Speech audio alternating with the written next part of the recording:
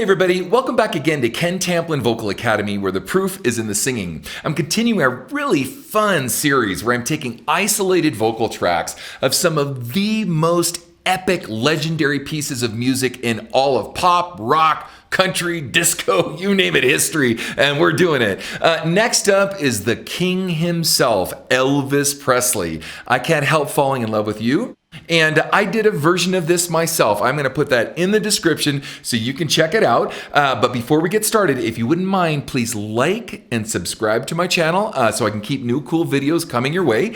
I also have a singing course, and the course is called How to Sing Better Than Anyone Else, where I walk you through step by step how all these amazing singers, at least try to show you how all these amazing singers got to the places that they got, so that you not just can copy their voices, but that you can set the bar really high for yourself and have a big toolbox to draw from in your singing so that you can sing pretty much whatever you want. And we're going to talk about that as we go along. Now, Elvis was interesting, and the version that I did that I'm going to put in the description is most of the time when I cover a song, I'll kind of try to do it in the likeness and in the spirit of the artist, but then I'll still be Ken Tamplin. And I think there's tremendous value in that because then it maintains my artistry and I'm not just mimicking or a copycat of someone else.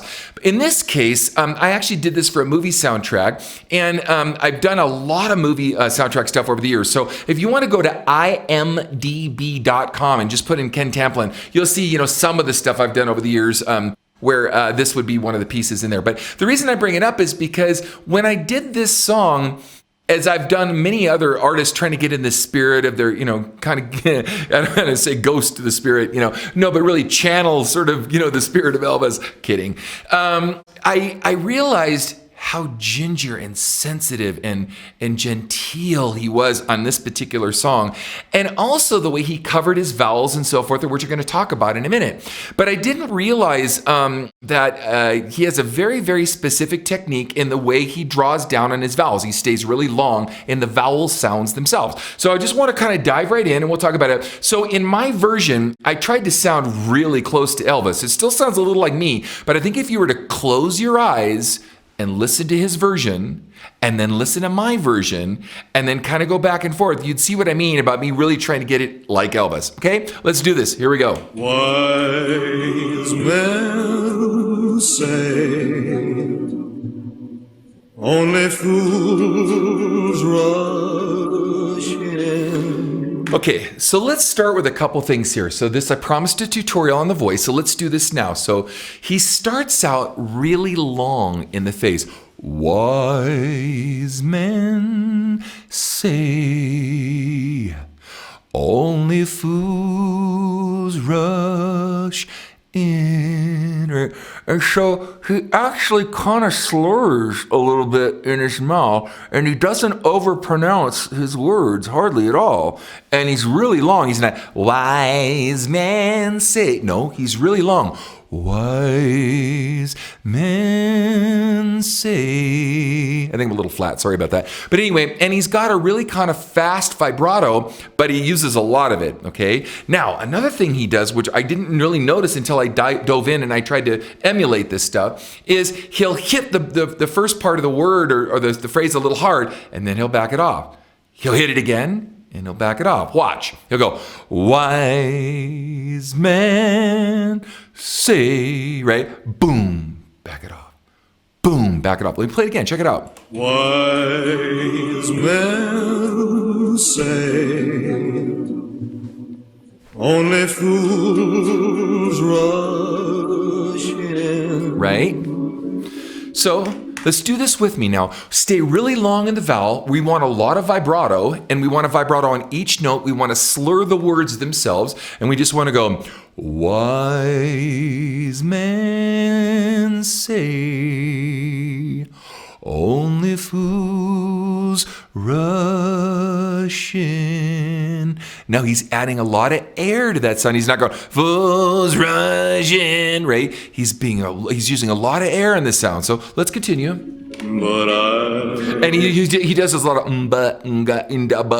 and he falls off on his words a lot too. So but I, little chirping in the words there. But I can tell falling in love with you, right? Falling off on the words, using a lot of air. Check it out. But I can't help falling in love with you. Now, if you were to sing this to a lover, right? Think about this. He is literally singing it to a lover. Think about it. Like, really listen. I want to go back to the beginning of this. And if he had done this any other way, it would have sounded contrived. It would have sounded like he worked it up. It literally sounds like he's singing it to someone that he loves. Listen really close. He's not showboating, or he's not trying to, jailhouse rock. He's not doing any of that. It's kind of like when he did his gospels, when he did a lot of the spirituals that he did, a lot of the gospel songs that he sung. He did the same thing. It was the same approach. Check this out real close. And imagine now, instead of him wowing you with his voice, you just get the feeling of it, and it's Elvis. And the warmth and the sensitivity and the love that you feel in the song when he's doing it. Check it out, man. Wise men say, or cell phone. only fools rush Right? in, but I can't help falling in love with you. You see what I mean? You get that sensation through the whole song. Let's continue. Here we go. Shall I stay? Now do this with me. Shall I stay? Would it be a sin? Right? He's so sensitive in it. Right? Check it out. Look, watch. Shall I stay? Would it be a sin if I can't help falling in love with you? Like a river flows. Now, this part's really kind of interesting because this is, all of a sudden, I'm going to point this out to you guys, right? Stay with me. He goes from, literally bedroom voice whispering in his lover's ear to telling the story. And so he shifts gears out of that. Watch. Check it out. Like a river flows surely to the sea, darling, so it goes. Some things are meant to be. And then he goes back into, shall I stay? Right? But look at it. He goes, like a river flows surely to the sea, darling, so it goes.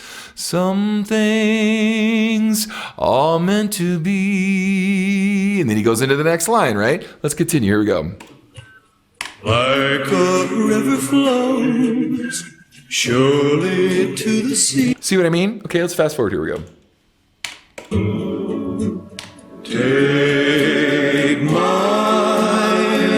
hand, take my whole life too, for I can't help falling in love with you.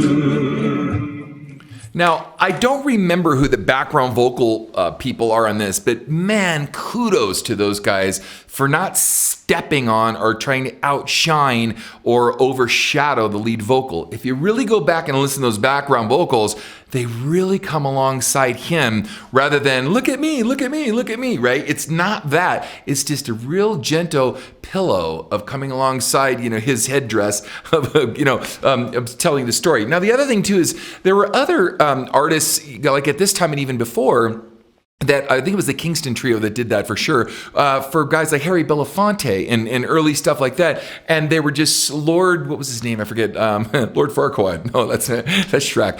Lord something. I forget who helped write all that stuff and arrange that stuff. But just a phenomenal orchestrator, arranger, and also used the very similar techniques as this in doing this. So I think kudos to the background vocals on this, because I thought that's really special. Maybe you didn't notice that, but I certainly did. And even the band too, with a stand-up bass, like the original has a stand-up bass and just brushes on the drums and just real gentle stuff going through. This is really cool. So Like a river flows surely to the sea, darling, so it goes. Some things are meant to be. And by the way, something else I noticed too here, when I was doing this tune, I noticed that on this song, he was a little stuffier than on other Elvis songs that I've tried to take on before. And so it was kind of hard because like a river flows surely to the sea, darling, so it goes, like goes. So it's almost like a river flows surely to the sea, instead of like a river flows surely to the sea, right? And I noticed when I was doing this track early on, and I noticed it too in the ISO version, is check this out. Darling, so it goes. See, darling, so it, right? He's kind of stuffy through it, so it's kind of hard to match some of the resonance in the face the way he does it. Something. See the word some things are meant to be. You can, I don't know if he was doing blow that day or just had a cold or just, whatever. But if you listen, something. Some things are meant to be. By the way, I have to do takedowns and break all this stuff down when I'm trying to dissect a vocal like this, because I gotta know how he got the sound, and all this matters. So like when you're doing something, when I say, hey, use more mask on this song, or cover or darken this sound over here, or let's get a little more distorted here, or let's stay bright or airy on a sound, all this stuff matters in the mechanics of taking this down to understand how it was done so we can replicate the sound, okay? All right. Take my Hear those background vocals? Now they've stepped it up a little bit because the song's kind of crescendoing and it's coming into a close. Take my whole life too, for I can't help falling in love with you, for I can't help. Do it with me. Falling in love with you. I had to do that, sorry. Falling in Here we go. love with you.